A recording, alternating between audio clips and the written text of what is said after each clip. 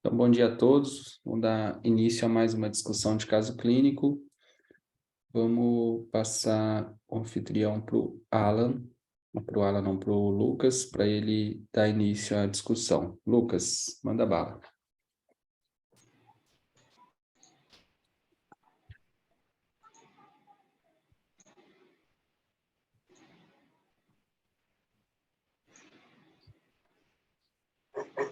Então, bom dia, meu nome é Lucas, eu sou o R1 aqui do Hospital Maternidade de Galvão. Hoje eu vou apresentar um caso orientado pelo Dr. Matheus.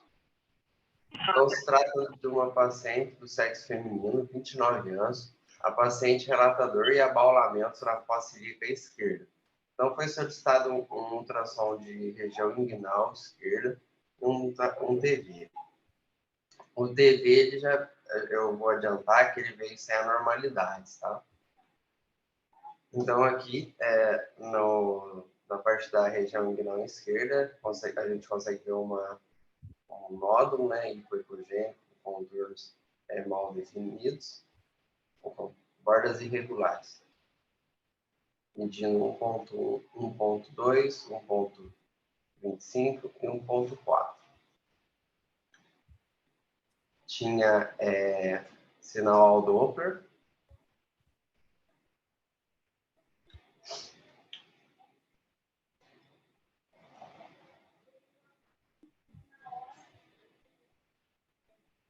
Aqui é na Valsalva.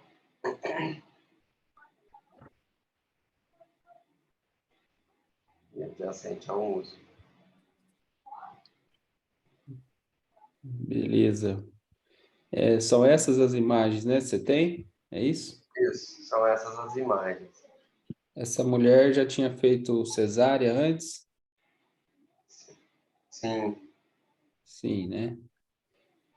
Certinho. E aí também, ela tinha menstruado há 10 dias.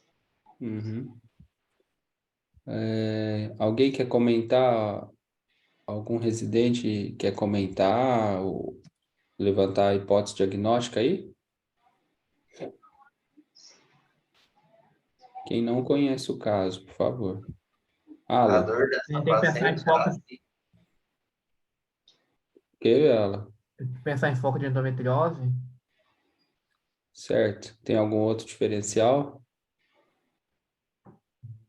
Primeiro momento, foi o primeiro que eu pensei, pelo formato, a ecogenicidade, o histórico de já ter feito cesárea, ter feito pós-menstruação, 10 dias Uhum. depois, né? É a primeira coisa que veio em mente. Beleza. Alguém mais quer acrescentar algum diferencial?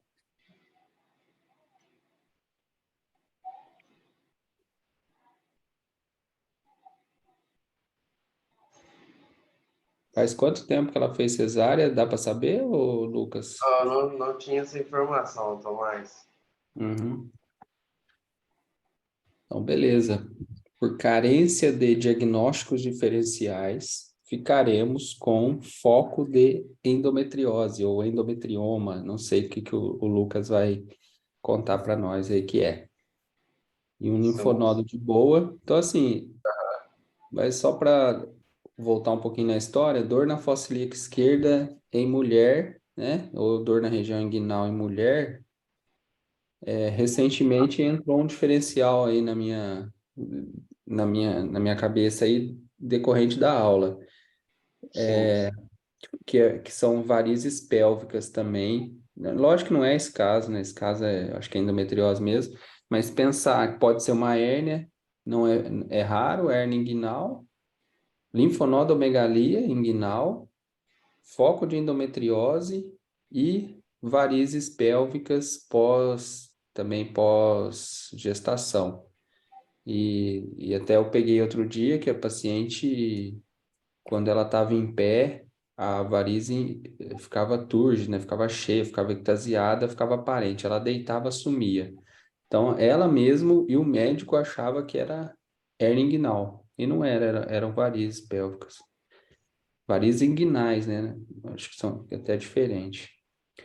Mas beleza, o Lucas, pode dar sequência no seu caso aí. Então, igual eu descrevi, uma presença de um nódulo sólido de contornos irregulares e coecóico, medindo 1,4, 1,3 e 1,2, um marcado fluxo vascular ao Doppler, situado em meio da gordura subcutânea e musculatura da região inguinal esquerda, congruente com a região álgica, mais provável relacionada à endometriose de parede. Aí eu trouxe uma discussão sobre endometriose tanto a comum quanto a de parede mesmo. Então, a endometriose, presença de glândulos endometriais funcionais e lesões semelhantes a estômago fora do útero. Se manifesta de 3 maneiras: uma doença superficial, ovariana e endometriose infiltrativa profunda. A epidemiologia ela se manifesta em mulheres jovens com idade média de 25 a 29 anos. Fatores de risco, histórico familiar, irregularidade menstrual. A patologia, né, não está muito bem definida ainda, mas tem 3 teorias. Teoria metastática, que é o transplante de células endometriais via menstruação retrógrada, disseminação linfática ou vascular e implantação iatrogênica, com prováveis mediadores imunológicos, hormonais e inflamatórios. Apoiando essa teoria, até 90% das mulheres têm líquido peritoneal sanguinolento durante o período perimenstrual. A teoria metaplásica, que é a endometriose profunda retoperitoneal, pode originar-se da metaplasia de remanescentes milerianos localizados no septo retovaginal. E a teoria da indução, segundo a qual o endométrio liberado libera substâncias que induzem o mesênquima indiferenciado a formar tecidos endometrióticos. Então, essa imagem é bem parecida com a que a gente trouxe, e a endometriose de parede abdominal. Localiza-se preferencialmente próximo a uma cicatriz cirúrgica, observada em incisão operatória pós-esterectomia convencional ou laparoscopia, apendicectomia ou hernia inguinal. É recomendado que uma irrigação rigorosa da ferida operatória com solução salina antes do fechamento da parede para que não aconteça. O tempo decorrido entre a operação prévia e o aparecimento dos sintomas decorre na instalação do processo, pode variar de 6 meses a 20 anos. A sintomatologia clássica da endometriose de parede abdominal consiste em tumoração bastante sensível à população, intermitente dolorosa, que aumenta de volume e sensibilidade de acordo com a fase do ciclo menstrual. Aí a apresentação clínica eu trouxe de uma forma da endometriose geral mesmo. São infertilidades, dispareunia, dismenorreia e dor pélvica. Os sintomas incomuns que podem acontecer: diarreia, constipação, sangramento retal, disúria e hematúria. Aqui eu trouxe um fluxograma de como o clínico vai proceder em encaminhar o paciente com uma suspeita de endometriose. E aqui eu vou falar um pouco sobre o diagnóstico. Em mulheres sintomáticas, os níveis do marcador CA125 eles vão estar iguais ou superiores a 30. Tem uma alta especificidade de 93%, com sensibilidade de 51,8% para o diagnóstico. Os níveis abaixo de 30 eles não excluem e requerem uma investigação mais profunda, tendo uma especificidade de 83,2%, uma sensibilidade de 54,6%. Níveis médios significativamente menores do marcador de CA125 são encontrados em pacientes sem endometriose, que é de 2,7 a 25, com uma média de 10,5 e 5,9. Então, aqui eu trouxe essas imagens, que eu dou um foco de endometriose na ressonância. Aí, já na ultrassonografia, a ultrassonografia transvaginal demonstrou ter uma sensibilidade superior a 90%. A ultrassonografia transvaginal tem a capacidade de avaliar dinamicamente a mobilidade e a sensibilidade local específica, conhecido como marcadores suaves para endometriose, sugestivas de doença superficial e aderências pélvicas. Então, nódulos de endometriose tendem a aparecer na ultrassonografia como massas sólidas e coecóicas e irregulares, como foi descrito no caso. Eles podem conter focos ecogênicos ou pequenos espaços císticos e muitas vezes mostram pouco ou nenhum fluxo vascular ao núcleo. Aí a ressonância magnética ela é vantajosa na detecção, principalmente das endometrioses ovarianas e profundas, e aqui eu trouxe alguns dos achados que podem ocorrer na ressonância. São bandas espiculadas com sinal fibrótico, né, uma retração, o intestino e os ovários angulados, confluindo para um ponto ou região, e obliteração de interfaces entre os órgãos. E as sequências em T1 lesão com sinal intermediário, isointensa ao músculo, focos de sinal elevado indicativo de hemorragia das glândulas epiteliais ectópicas. E sequências em T2, placas endometrióticas com baixo sinal, indicando hiperplasia muscular. Fibrose eventualmente pode estar presente lesão com alto sinal devido à presença da glândula. Pós-contraste, geralmente hipomuscular com realce tardio, que é uma sensibilidade de 90,3% para a detecção da endometriose. Aqui eu trouxe essa imagem da ressonância para representar. Ressonância em T2 demonstra extenso tecido endometriótico na região posterior do colo uterino, onde conclui os ovários estão aderidos e apresentando endometriose. Na segunda imagem, a sequência em T2 também demonstrando o tecido endometriótico retrouterino, o comprimento da parede intestinal.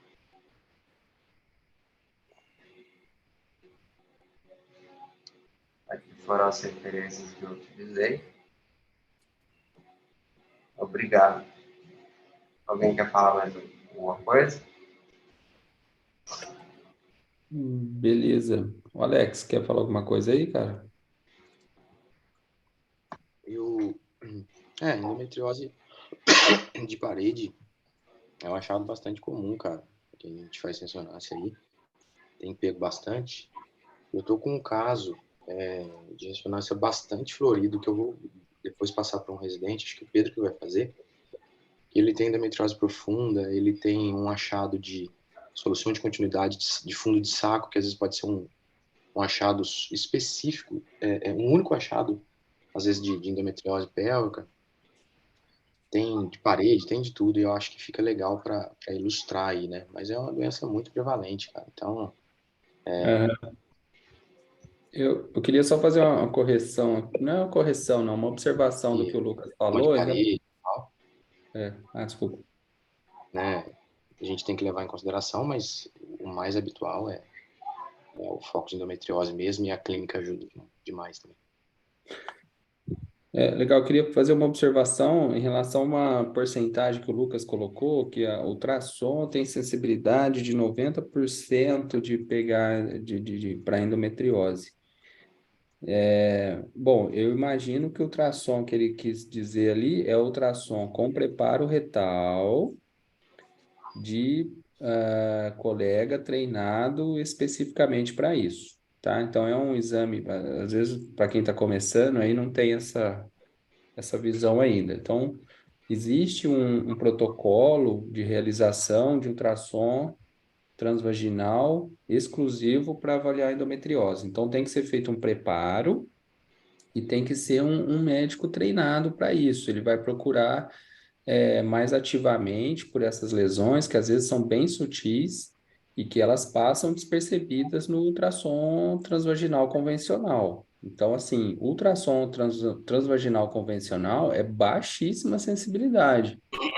Não chega perto de nem 50%, mas 10%, porque você não está nem procurando isso, né? No máximo ali você vai descrever uma adenomiose, alguma coisa assim. Ou um Então, foco muito grosseiro, né? De ou foco muito endometriose, grosseiro, um pseudotumor, né? Alguma coisa. infiltrando no reto, enfim. Exato. Vale lembrar que ainda o exame tem extensão do canal vaginal com cuidado, com gel, para não ter gás, para não atrapalhar. Então, é um exame mais elaborado, com um tempo maior com o paciente, então é bem diferente. Mas o exame, sim, com preparo e feito para endometriose, ele tem uma sensibilidade e especificidade bastante interessante. Show de bola. Em alguns trabalhos fala que pode até ser superior à ressonância, não, Alex? Para pequenos focos, sim. Discussão de caso, normalmente, em locais que são especializados em fazer esse tipo de exame, normalmente eles voltam no ultrassom. Legal. Vamos para outro casinho, o Pedro. Ô, Alex,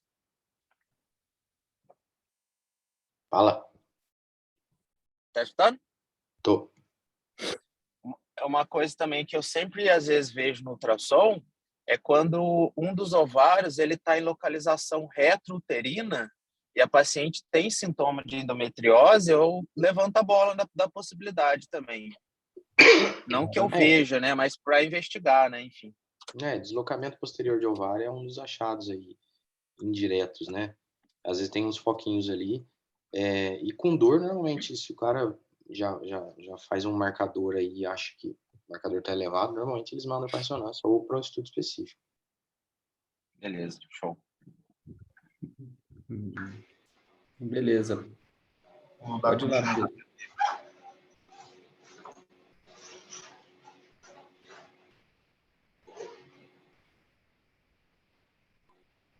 Então, bom dia a todos. Meu nome é Pedro, sou residente aqui do Hospital Maternidade Frei Galvão e meu orientor nesse caso hoje foi o Dr. Alex. Um paciente do sexo masculino, 51 anos. O paciente tinha queixa de dores nos membros inferiores, dor em tipo queimação, uma dor crônica de longa data com uma piora nos últimos 4 meses. O paciente tinha uma história de carga tabágica alta e foi solicitada uma angiotomografia da pelve deste paciente. Esse aqui são as sequências de cortes axiais da angiotomografia. Essa primeira imagem é mais cranial e essa última imagem mais caudal, para a gente poder tentar identificar a alteração. Trouxe os cortes somente necessários para a gente poder evidenciar as alterações pertinentes ao caso. Legal. Espera aí, então. Beleza. Quem que vai falar essas imagens para nós aí, por favor? A Lisiane. Ela acabou de mandar aqui, que quer discutir as imagens. Mas peraí, eu vou dar uma olhadinha. É porque eu acabei de sair do plantão e estou dirigindo. Ah, não, então deixa. Senão, Desculpa, não vai ficar prestando atenção no celular, não. mas eu estou ouvindo. Tá bom. Outra pessoa quer discutir imagem aí? O André.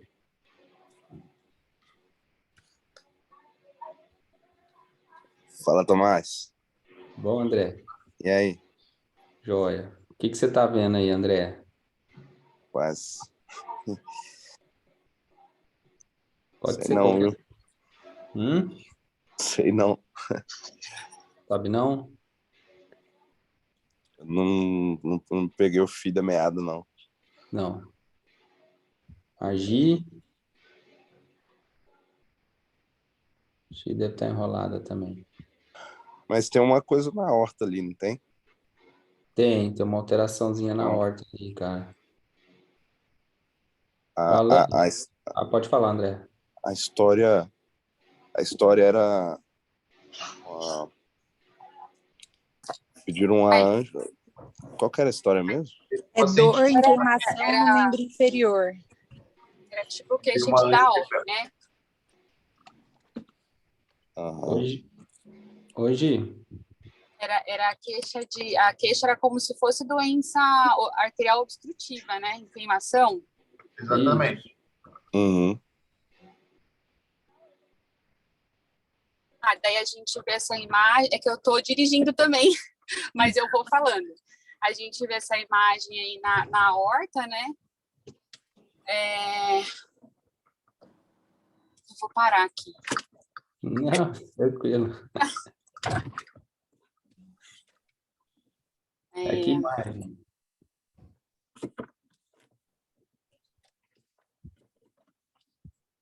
Parece um outro lumen, né? Parece.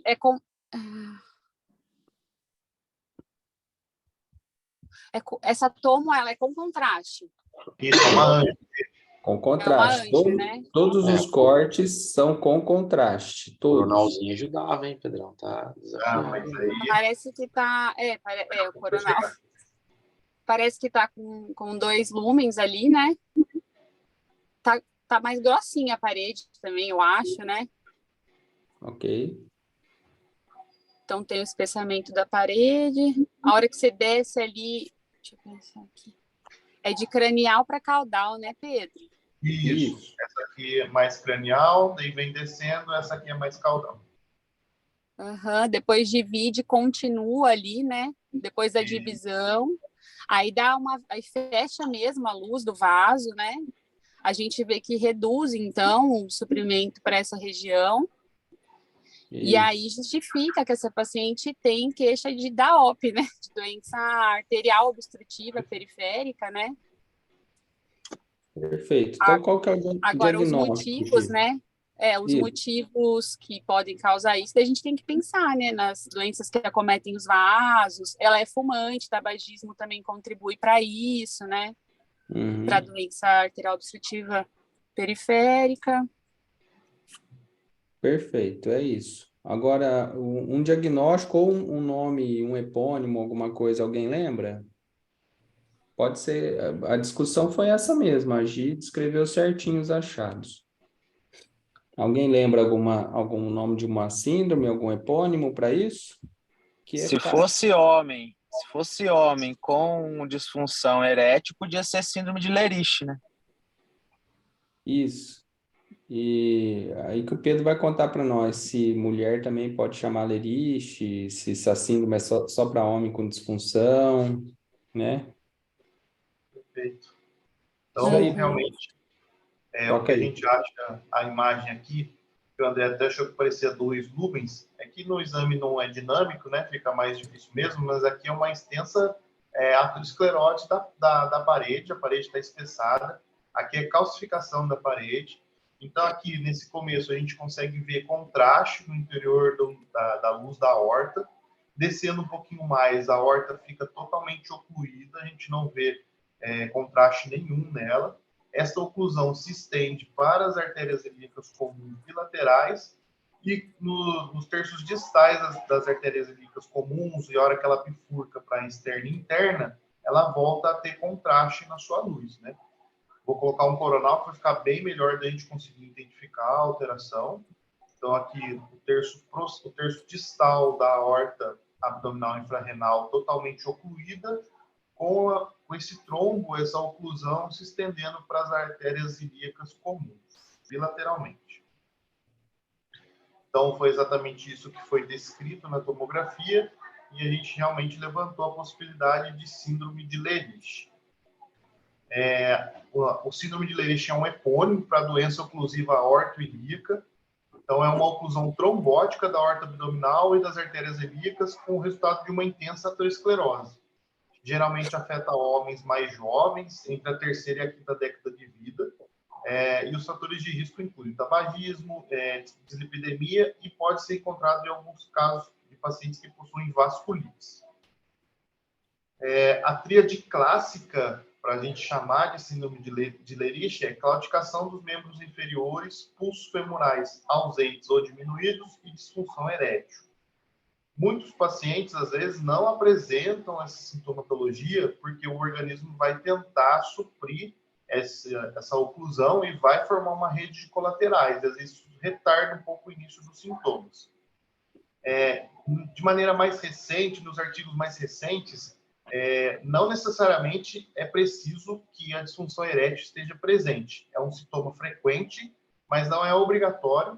Então, hoje, mais atual, qualquer oclusão aortoilíaca com pulso femoral ausente ou reduzido, você já pode chamar de síndrome de Lerich. A extensão e a localização das oclusões que vão determinar a classificação da síndrome.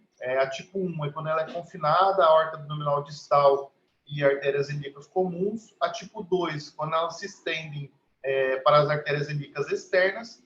E a tipo 3, quando ela pega todo o segmento aorto-ilíacas e chegando até os vasos aos segmentos fêmeos poplíteos.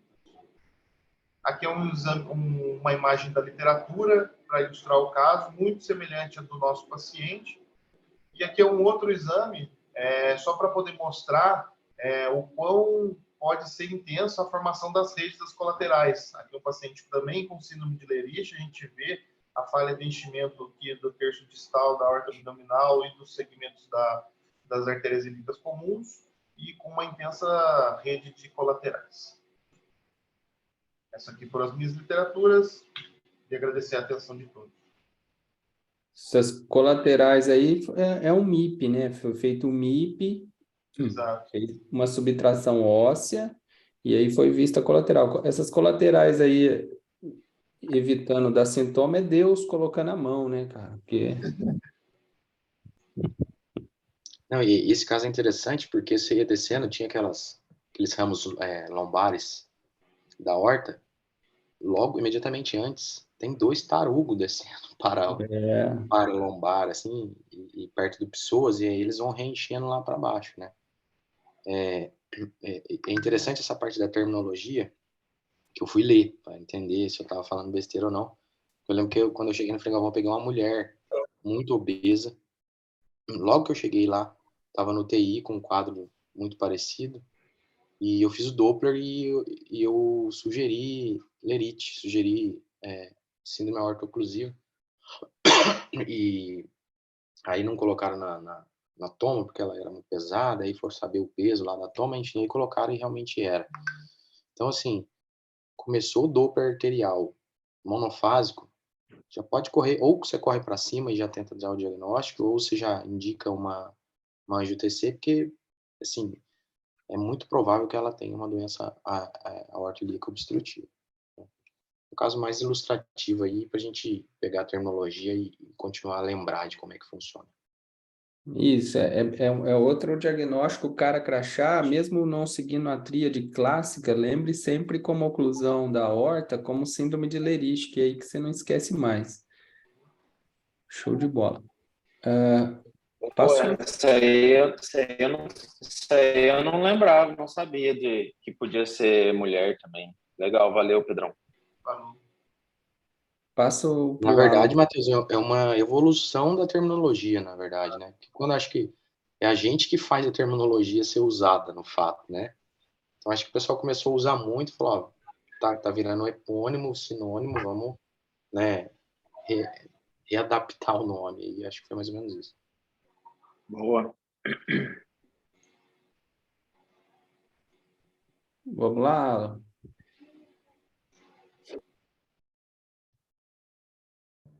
Ô, Alex, posso só fazer uma perguntinha rápida? Eu perdi o finalzinho.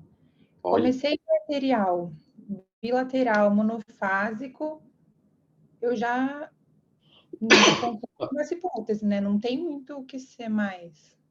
não.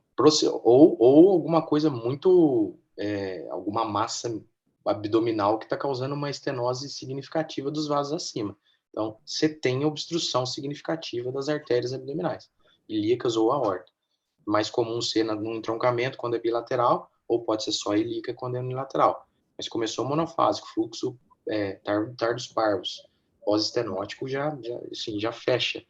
Lógico que você faz o exame todo para você olhar se lá na infragenicular não está chegando nenhum fluxo, às vezes olha, tiver o posterior não tem nem fluxo, enfim. Ok, você termina o exame, mas o diagnóstico já é para cima já. Beleza, obrigada.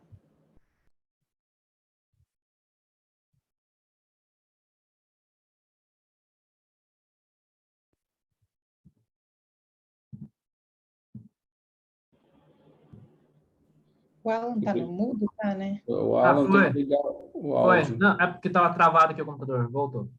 Vai lá. Beleza. Bom dia a todos. Meu nome é Alan. Sou residente aqui do Hospital Maternidade Frei Galvão, R2. Vou apresentar um caso orientado pelo Dr. Alex. Nosso paciente é um paciente do sexo feminino, de 58 anos. Veio com quadro de cansaço e dispneia há 4 meses. O paciente é ex-tabagista, pode fumar há 5 anos e tinha histórico de gripe. Teve um histórico de gripe há 4 meses. Foi realizada uma tomografia de tórax. Aqui a gente tem as imagens, um corte axial, janela pulmonar, e aqui janela de partes moles, mediastino. Toda. Aqui a gente consegue encontrar micronódulos centrolobulares esparsos com opacidade de vidro fosco adjacente.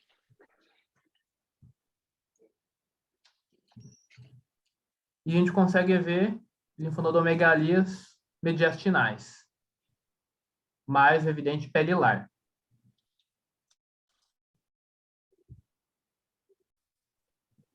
Aqui tem um videozinho correndo o exame como um todo, que acho que facilita um pouquinho para vocês.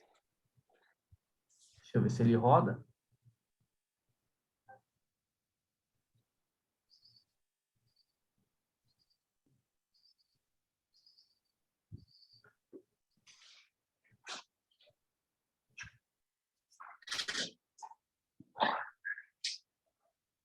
Só para ter uma ideia melhor da dinâmica do exame.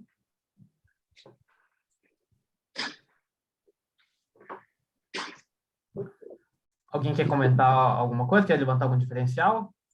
Eu quero só que você resuma os achados, por favor. Resume os achados e aí alguém levanta as possibilidades. Ele tem micronódulos citolobulares, são esparsos, associado a opacidades em vidro fosco. E tem linfonodomegalias mediastinais, linfonodos aumentados em número, principalmente perilar. Uhum. Pode Sua ser. ideia aí é discutir mesmo, tá? Nem eu sei se o diagnóstico é esse. Esses micronódulos centrolobulares aí, com história recente de infecção, a gente poderia pensar em processo infeccioso, uma extensão para pequenas vias aéreas, só que eu achei os micronódulos muito esparsos, né? Eles não estão muito agrupados, assim como a gente vê numa bronquiolite. E achei os linfonodos perilares muito proeminentes só por um fato de ser uma infecção viral, bronquiolite. Sei lá, viajando muito, entrar em sarcoidose como diferencial, alguma outra coisa assim. Exatamente. Acho que a primeira conversa aí é entender. Além de ter alguns centrolobulares, tem alguns que são de trajeto meio que septal, sabe?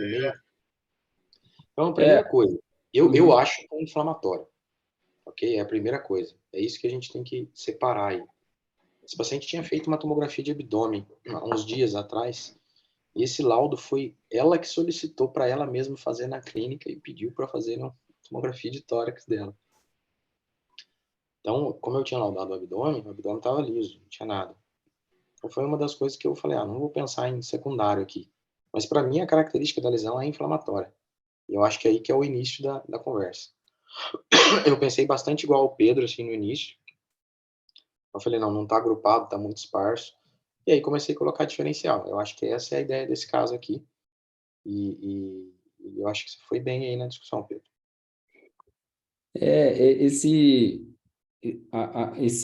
Essa lesão hilar da esquerda, né? Você vê que ela é irregular.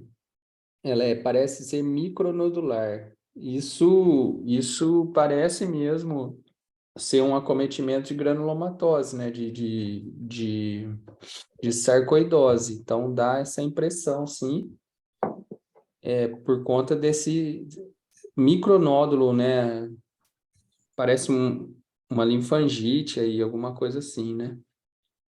Infiltrando a parte do interstício peribronco-vascular ali no hilo, né? Isso, eu também tive essa impressão aí. Então, eu ficaria também com infeccioso, granulomatoso, poderia ter até uma TB ainda, talvez inicial, né, que ainda vai florescer mais, sei lá, mas eu ia por aí também. Pode dar sequência. Tinha linfonodomegalia, não lembro aí que você mostrando se tinha. Tinha. Beleza. Pode dar sequência, pode. Beleza. Bom, a gente deixa como nos achados. Pequenos nódulos centrolobulares esparsos por todos os campos pulmonares, medindo entre 0,5 e 1,3, alguns agrupados e grande parte deles associada a ter opacidades em vidro fosco de permeio. E associada ao aumento numérico dos linfonodos mediastinais por todas as cadeias, maiores e lares, agrupados medindo até 2,0. No conjunto descrito, é mais sugestivo de processo inflamatório infeccioso, como o Dr. Alex já citou, incluindo nos diferenciais hipóteses de sarcoidose, doença granulomatosa tuberculose ou ainda embolia séptica no diferencial mais remoto. Então, esse casinho foi mais para a gente levantar os diferenciais e para a gente também trazer um resumo sobre sarcoidose, relembrar um pouquinho alguns pontos que é importante. Vou começar falando sobre a sarcoidose, que é uma doença granulomatosa sistêmica, de etiologia desconhecida, com presença de granulomas epitelioides não caseosos no órgão envolvido. Etiologia desconhecida e evidências disponíveis indicam provavelmente que tem origem multifatorial. Normalmente ela afeta principalmente os pulmões, linfonodos hilares e mediastinais, pele e olhos. São os principais focos. De achados clínicos, normalmente o paciente pode ser assintomático em até metade dos casos. Sinais e sintomas relacionados com o envolvimento torácico, cutâneo ou ocular pode aparecer. E na parte dos acometimentos pulmonares, normalmente o paciente vai apresentar dispneia, tosse e dor torácica. Sintomas sistêmicos como fadiga, perda de peso e sudorese noturna também são comuns.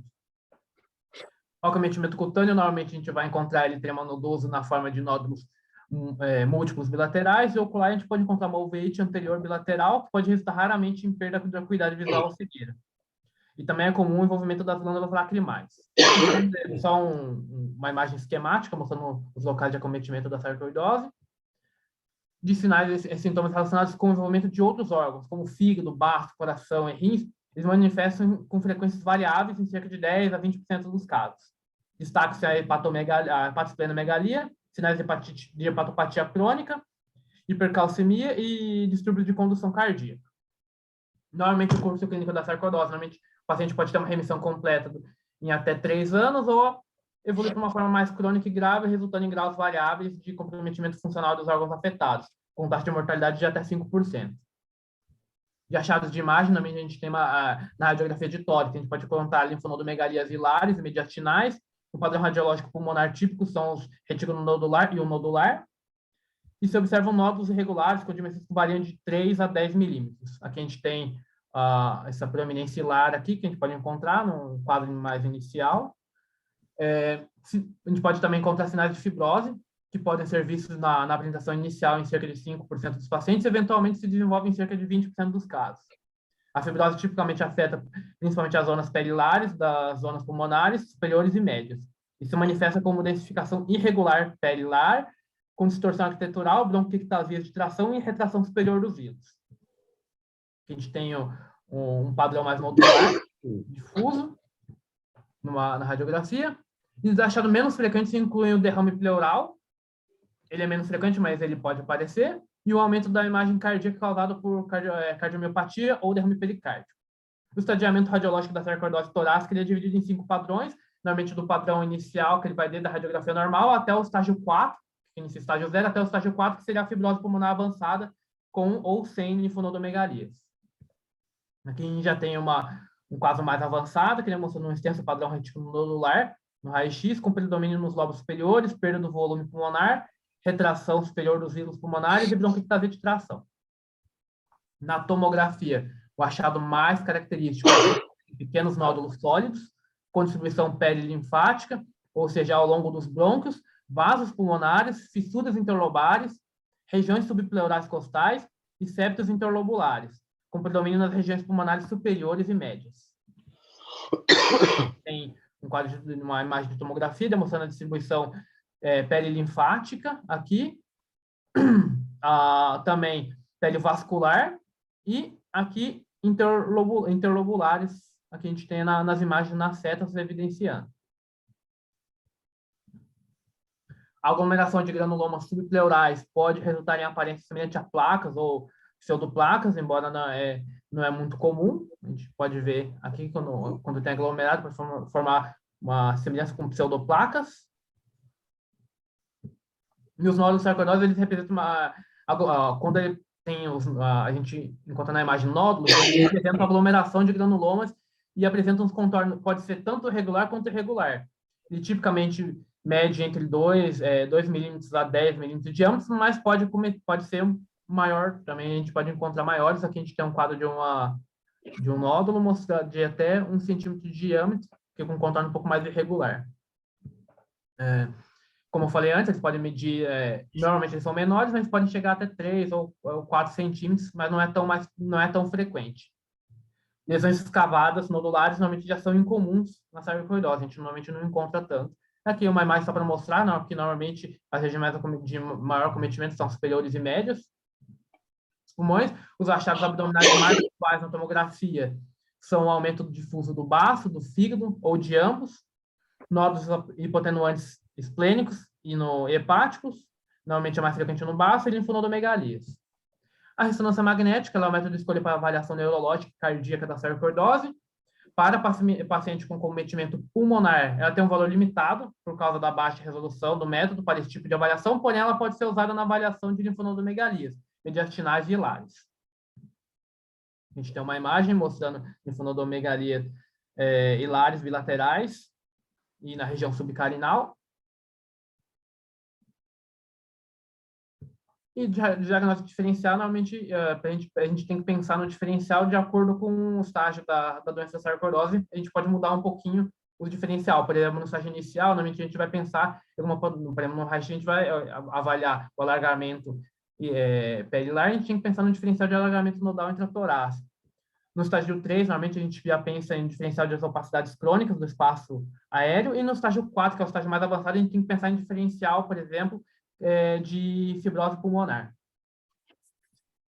De tratamento, ele é feito principalmente com o uso criterioso de corticosteroides para evitar os efeitos adversos da medicação, e o envolvimento pulmonar ele é responsável pela maioria da morbidade e mortalidade em pacientes com sarcoidose. Isso é importante a gente citar.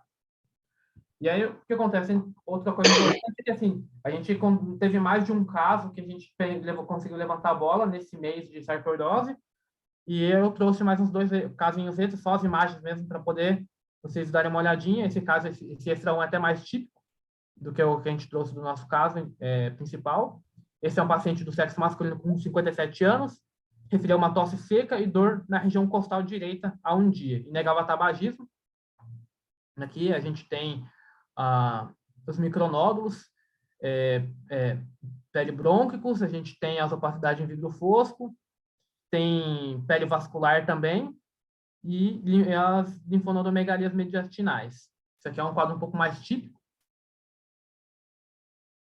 A gente levantou também a possibilidade, também tinha micronódulos também nas fissuras, que também ajudou a gente a levantar a possibilidade de sarcoidose. E um casinho 2, esse também com um paciente com 27 anos, que referia a fraqueza, tosse e edema dos membros inferiores. Em acompanhamento, ele veio já com um acompanhamento pós-pneumonia, tinha um histórico de diabetes mellitus, o paciente estava evoluindo com piora do quadro e foi para a UTI. Esse aqui é o exame que ele realizou um pouquinho antes de ir para a UTI. A gente tem esse acometimento um pouco mais difuso, de micronódulos centrolobulares com um aspecto mais em cachos, também formando conglomerados e gerando essas imagens mais consolidativas. E também tinha derrame pleural, que normalmente não é tão comum, mas pode acontecer. E a gente levantou, entre os diferenciais, a possibilidade também de sarcoidose. É mais ou menos isso que eu queria trazer para vocês. Alguém comentar alguma coisa? Alex, Matheus, que também é o caso extra 2 foi dele. Não, o segundo caso aí foi do Diego, terça-feira, cara. Cheguei lá, falou, tô achando que é sarcoidose, falei, também acho. O que na minha cabeça, assim, que eu faço uma analogia, sarcoidose está para o tórax, assim como lúpus para a clínica. Tipo, pode dar tudo, cara. Sarcoidose você pode ver tudo. É tipo um atlas de achados radiológicos, né? E, inclusive, o tratamento também é corticoide, normalmente, né? Então, assim, na dúvida, você acha que é um processo inflamatório. Sarcoidose não é uma doença diagnosticada com uma frequência tão grande nos pacientes que realmente têm a doença. Então, assim, ali, neste caso específico, o meu pode até não ser sarcoidose, mas eu acho que vale a pena o médico colocar no hall de diferenciais, até para, se a gente está pegando um caso muito inicial, a gente não deixar passar a doença e evoluir para os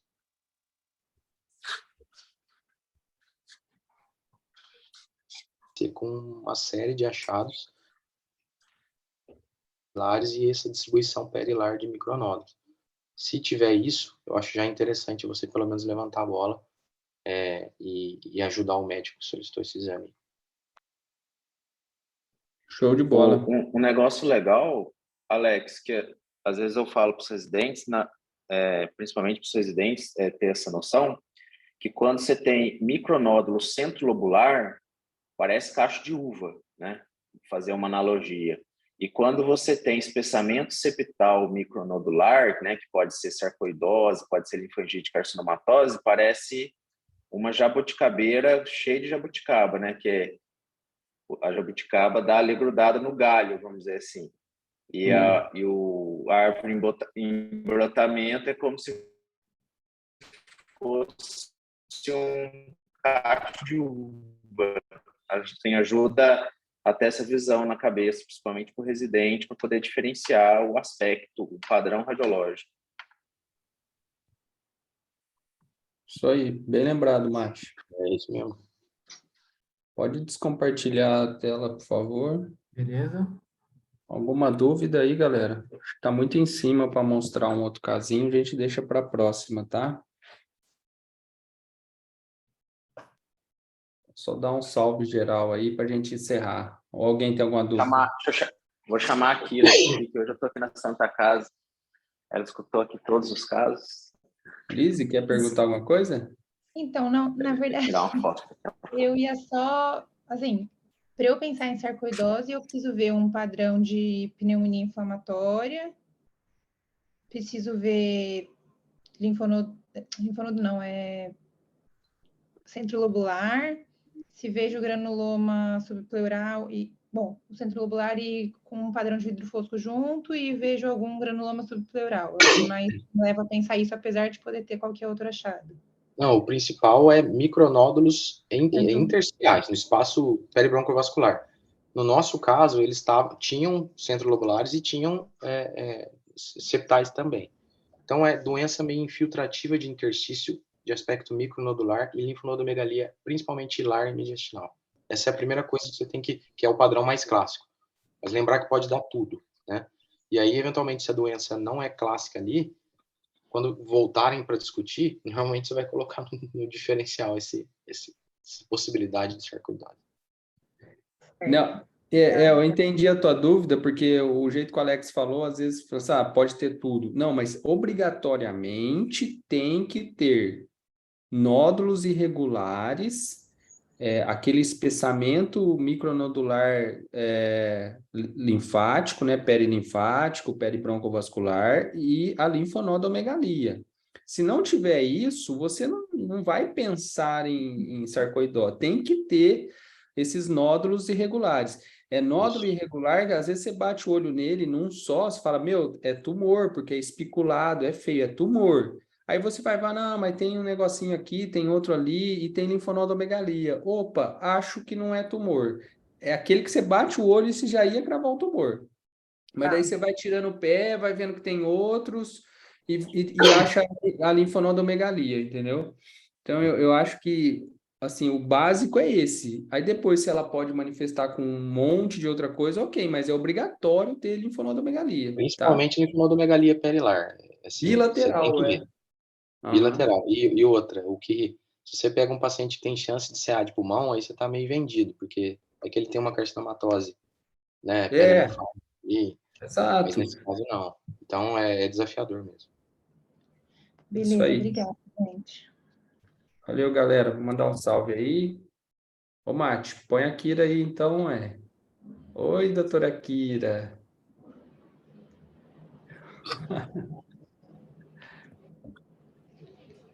Show de bola. Bom final de semana, galera. Valeu. Bom final de semana. Valeu, gente. Bom final de semana. Falou.